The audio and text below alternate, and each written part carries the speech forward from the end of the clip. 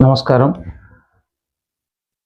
మీకు పితృదోషాల వల్ల నష్టాలు జరుగుతుంటే, సమస్యలొస్తుంటే, మీ జాతకంలో పితృదోషం ఎలా ఉందనేది చూసుకోవాలి. పితృదోషం మీకు ఏర్పడిందంటే, ఆరోగ్యకారకుడైన రవి ముఖ్యంగా జన్మజాతకంలో రవి పాపగ్రహాలతో గాని పాపగ్రహ నక్షత్రాలతో కానీ కలవకూడదు. ఆ కాంబినేషన్ ఉంటే పితృదోషాలు ఏర్పడతాయి. చాలామంది జాతకం చూసి జ్యోతిష్యం సరిగ్గా రాలేక అరకొరకు వచ్చిన జ్ఞానంతో ఏ సమస్య వచ్చినా వివాహం కాలేదు, పితృదోషం ఉంది, సంతానం కాలేదు, పితృదోషం ఉంది, ఉద్యోగం రాలేదు, వ్యాపారం బాగలేదు అన్నా కూడా పితృదోషం మీద నెట్టేస్తున్నారు. అంటే వారికి సరి అయిన అరకొరకు వచ్చిన జ్ఞానంతో అలా చెప్పి పితృదోషం మీద నెట్టేస్తున్నారు. అది కాదండి. మీ జన్మజాతకంలో ఒక్కొక్క సమస్యకు ఒక్కొక్క గ్రహానికి కారకత్వం ఉంటుంది. అది చూసి చెప్పాల్సి వస్తుంది. అందుకే ప్రతి ప్లానెట్ కూడా ప్రతి గ్రహము ఒక్కొక్క దానికి ఇండికేషన్స్ చేస్తుంటాయి. ఎలాగంటే ఆరోగ్యానికి రవి, ఇక సైకలాజికల్ ప్రాబ్లమ్స్, మానసికమైనటువంటి మనస్కారకుడు చంద్రుడు కాబట్టి మానసిక సంబంధమైనటువంటి ఆ విషయాలకు చంద్రుడు, ఇక గైనకాలజికల్ ప్రాబ్లమ్స్ గురువు, ఇక కుటుంబము, లాభము, భాగ్యస్థానం కానీ లాభం వచ్చేది కానీ దీనికి గురువు బాగా ఇండికేట్ చేస్తాడు. అంటే కారకత్వాలు అలా ఉంటాయండి. ప్రతి గ్రహానికి కూడా ఒక కారకత్వం ఉంటుంది. కానీ పితృదోషాల మీదకి నెట్టేయొద్దు.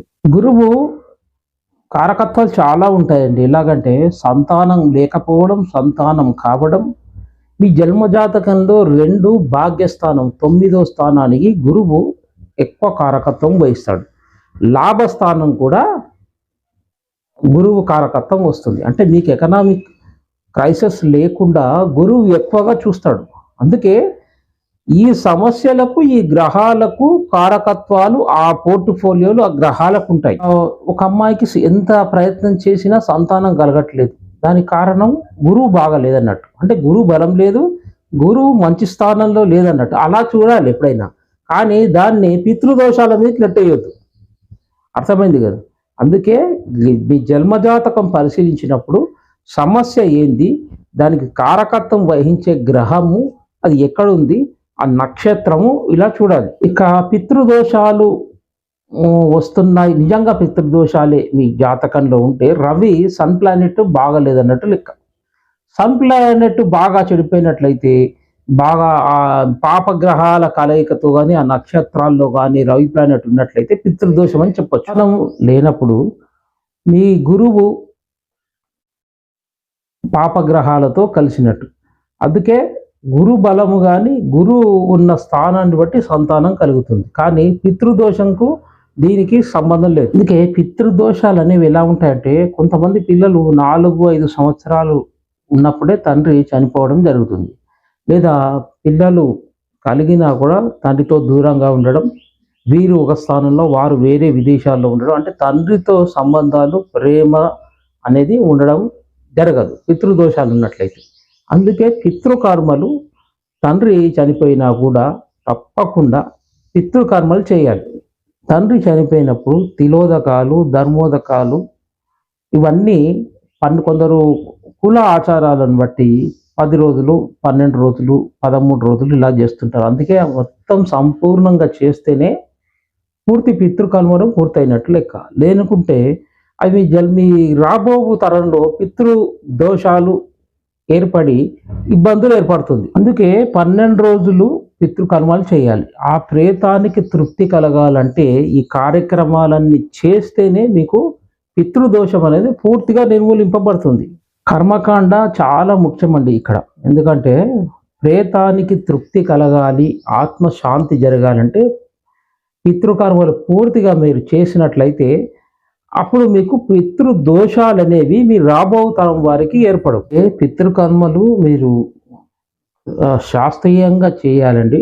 శాస్త్రీయంగా లేనట్లయితే పితృదోషాలు ఏర్పడతాయి.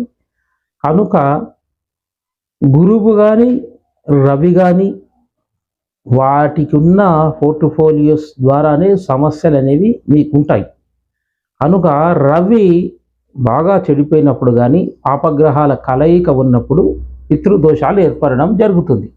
ఈ రవికి కారకత్వం ముఖ్యంగా ఆత్మాభిమానం, ఆత్మకారకుడు, ఆరోగ్యకారకుడు, మరి తండ్రి కూడా కారకుడు. అంటే తండ్రి ప్రేమ, తండ్రితో ఉన్న అటాచ్మెంట్ అనేది రవికి ఉంటుందన్నమాట కారకత్వం.